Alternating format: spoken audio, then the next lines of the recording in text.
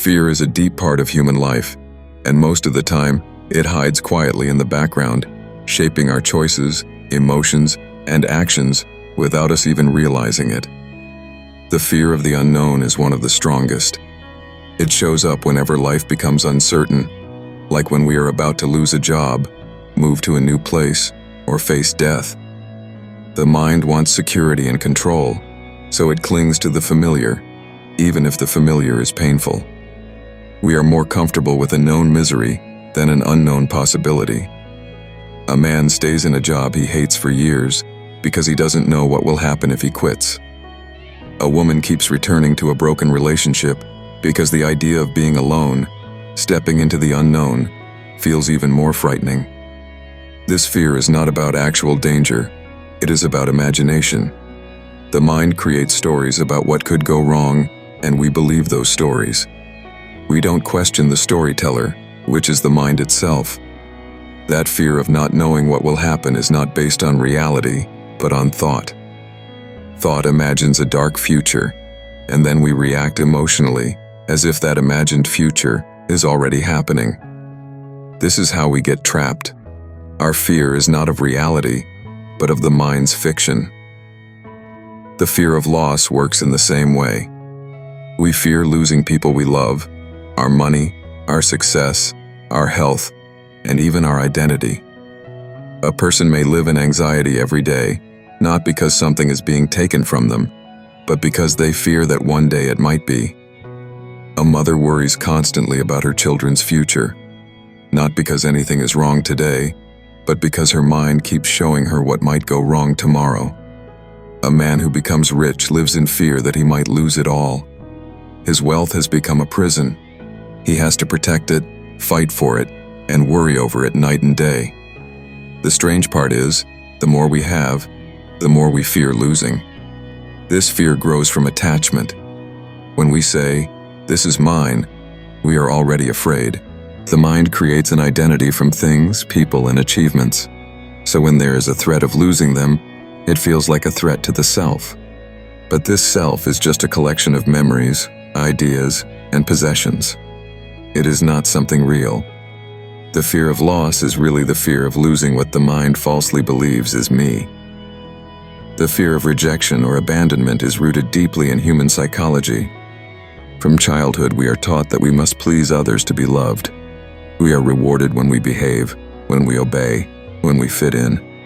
Slowly, we learn that love is conditional. We must be a certain way to be accepted. This creates a deep fear. If I don't meet expectations, if I show my real face, I will be rejected. So we build personalities, masks, and behaviors just to avoid being left alone. A child who was once scolded harshly for crying might grow up afraid to show emotion. An adult who was bullied at school might still fear being laughed at, so they avoid new social settings. This fear stays hidden, but it controls much of our life. We choose relationships not out of love, but out of fear of being alone. We follow trends not out of joy, but out of fear of being excluded. The need for validation becomes so strong that we forget who we really are. The tragedy is, in trying to avoid rejection, we reject ourselves. We abandon our own truth just to be accepted by others. Emotional fear is more subtle, but just as powerful. It often hides behind our attachments and past traumas. When someone has been hurt deeply in a past relationship, they may fear intimacy in the future. They want love, but they also fear the pain that might come with it. The mind remembers past hurt and uses it as a warning. Don't trust again. Don't open up. You'll be hurt. But emotional pain is not always the result of others. It is often our own expectations and attachments that cause suffering. When we become attached to someone, we expect them to behave in certain ways. When they don't, we feel betrayed or abandoned. So we start fearing those emotional situations where we might lose control. A person who was cheated on once might now sabotage every new relationship, not because their partner is unfaithful, but because they cannot trust anymore. The past becomes the lens through which they see the present. This fear is not just about others, it is about our inability to stay present. We carry the past with us, and it poisons our ability to live freely now. All these fears, fear of the unknown, fear of loss, fear of rejection, and emotional fear, come from one place: the mind's desire to control life.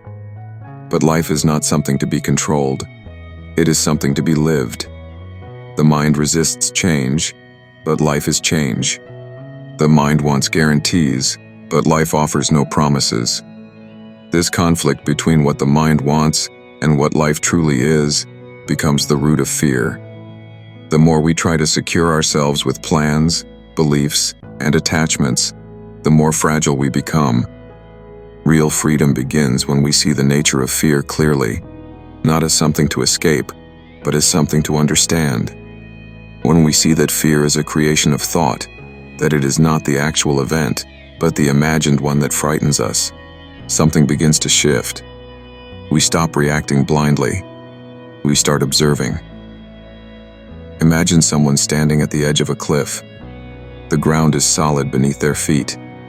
The wind is calm, but their mind begins to imagine falling, slipping, or being pushed. Fear rises, not because of the ground, but because of thought. Now imagine that same person walking on a crowded street, safe, and yet still consumed by fear of losing their job or being alone forever.